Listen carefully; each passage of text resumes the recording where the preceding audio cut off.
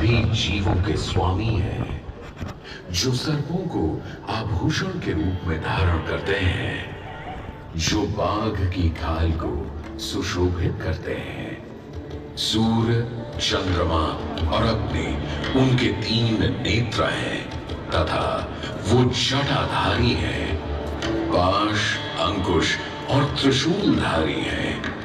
वे अपने सभी भक्तों को आशीर्वाद देकर उन्हें भय से सुरक्षा प्रदान करते हैं। ब्रह्मांड के स्वामी एवं वाराणसी के भगवान श्री विश्वनाथ की हम वंदना करते हैं।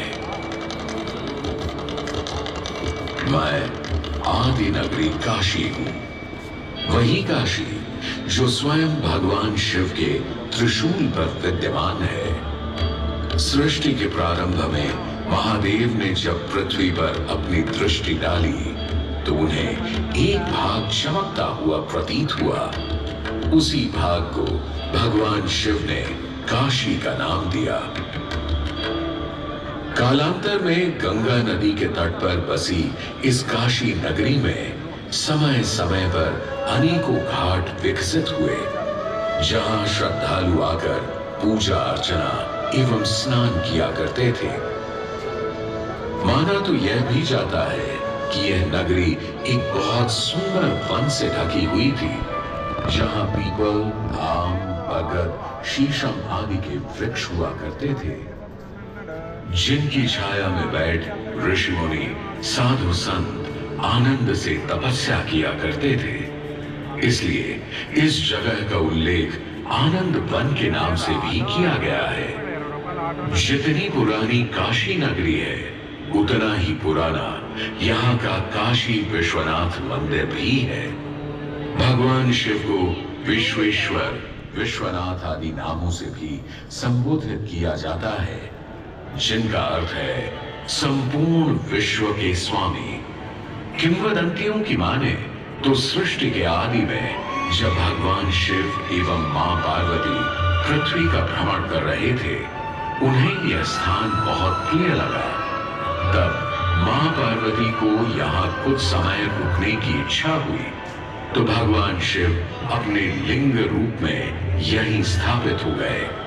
तभी से 12 ज्योतिर्लिंगों में इस मंदिर को विश्वेश्वर मंदिर के नाम से भी जाना जाने लगा, जहां भगवान शिव और माता पार्वती सदैव वास करते हैं।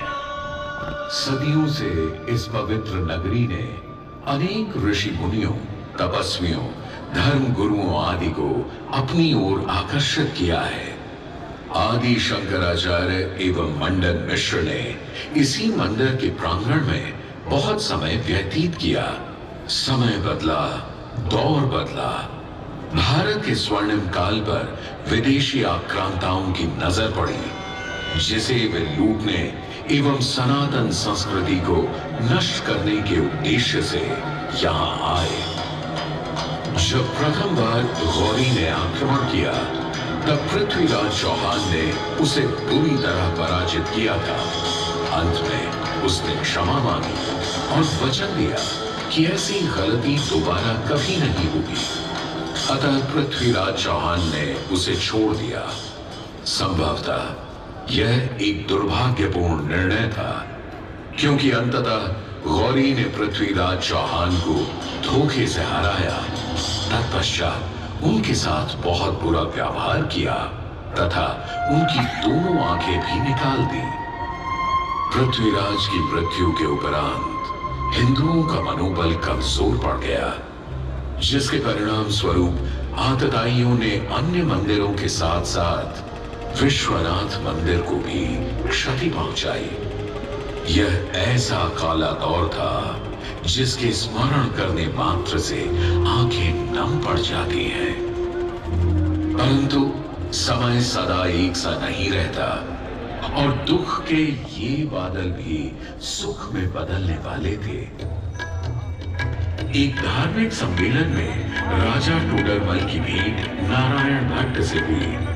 नारायण भट्ट एक बहुत धनी व्यक्ति थे। दोनों ही धार्मिक इंसान थे और नित्य प्रति भगवान की पूजा अर्चना करना अपना परम कर्तव्य समझते थे। दोनों ने काशी विश्वनाथ के इस पावन मंदिर का जीर्णोद्धार करवाया और वीरान पड़े खंडहरों में एक नई जान डाल दी। 16वीं सदी में संत तुलसीदास ने यहाँ रामचरितमानस की चौपाइयों को पढ़ा था तथा संत एकनाथ ने भी यहीं पर वारकरी संप्रदाय का महान ग्रंथ श्री एकनाथी भागवत लिखकर पूरा किया था। लगभग 17वीं शताब्दी के मध्य में मराठा शासक मल्हार राव होलकर ने काशी विश्वनाथ मंदिर के पुनर्निर्माण की योजना बनाई। ये कार्य वे तो नहीं कर पाए, परंतु उनकी पुत्रवधू अहिल्याबाई होलकर जी ने इसे सन 1776 से 1778 के बीच पूरा किया। वर्तमान काशी विश्वनाथ मंदिर निर्माण का श्रेय अहिल्याबाई होलकर जी को ही जाता है। इनके अलावा महाराजा रणजीत सिंह ने 1000 किलो शुद्ध सोने से निर्मित छत्र को इस मंदिर पर लगवाया। जहां ग्वालियर की महारानी बैजाबाई ने ज्ञानवापी का मंडप बनवाया, तो वहीं नेपाल के महाराजा ने यहाँ नंदी की प्रतिमा स्थापित करवाई। सनातन संस्कृति को सुरक्षित रखने के लिए जिससे जो बन सका उसने वैसा किया और वर्तमान में भी यह क्रम देखने को मिल रहा है। सन 2022 में भारत के प्रधानमंत्री नरेंद्र मोदी ने काशी